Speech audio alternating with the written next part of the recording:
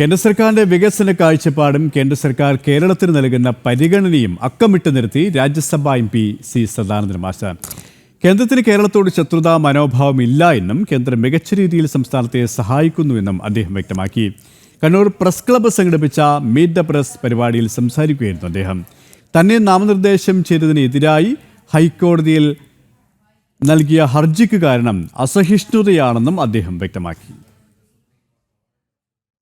ഉൾപ്പെടെ കേന്ദ്രം ഏതൊക്കെ കാര്യത്തിൽ സംസ്ഥാനത്തെ സഹായിക്കുന്നു എന്നതിന്റെ ധവളപത്രമിറക്കാൻ പാർട്ടി ആലോചിക്കുന്നുണ്ട്.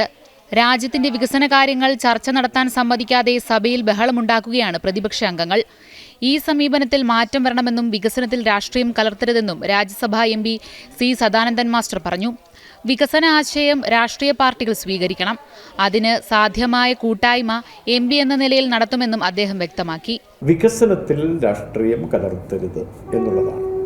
അങ്ങനെ പറയുമ്പോൾ അതിൻ്റെ വിശദാംശങ്ങളിലേക്ക് പോയാൽ വികസനം എന്നുള്ളത് രാഷ്ട്രീയം തന്നെയാണ്. വികസനം രാഷ്ട്രീയത്തിൽ നിന്ന് വിഭിന്നമല്ല. പക്ഷേ രാഷ്ട്രീയ പ്രത്യയശാസ്ത്രങ്ങൾ വികസന സങ്കല്പങ്ങൾക്ക് തടസ്സമുണ്ടാക്കരുത്, വിഘ്നമുണ്ടാക്കരുത് എന്നുള്ളതാണ്. ഇപ്പം നമ്മുടെ നാട്ടിലൊരു പാലം പണിയണമെങ്കിൽ അത് CPM കാരനായാലും കോൺഗ്രസ്സുകാരനായാലും ലീഗുകാരനായാലും BJP-കാരനായാലും RSS-കാരനായാലും എല്ലാവർക്കും ആ പാലം വേണം. അപ്പം അങ്ങനെയുള്ള വിഷയങ്ങൾ ഏത് തലങ്ങളിൽ എപ്പോഴൊക്കെ എവിടെയൊക്കെ ചർച്ച ചെയ്യണം എന്നുള്ളതിനെക്കുറിച്ച് കൃത്യമായൊരു ധാരണ വേണം. ആ ധാരണ ഇല്ലാതിരിക്കുമ്പോഴാണ് അപ്രസക്തമായ വിഷയങ്ങൾ ഉന്നയിച്ചുകൊണ്ട് നമ്മുടെ ജനാധിപത്യ സംവിധാനത്തിന് ക്ഷതം ഏൽക്കുന്ന സാഹചര്യം ഉണ്ടാകുന്നത്. തന്നെ രാജ്യസഭാ MP ആയി നാമനിർദ്ദേശം ചെയ്തതിന് എതിരായ ഹർജി അറിവില്ലായ്മ കൊണ്ടാണ്.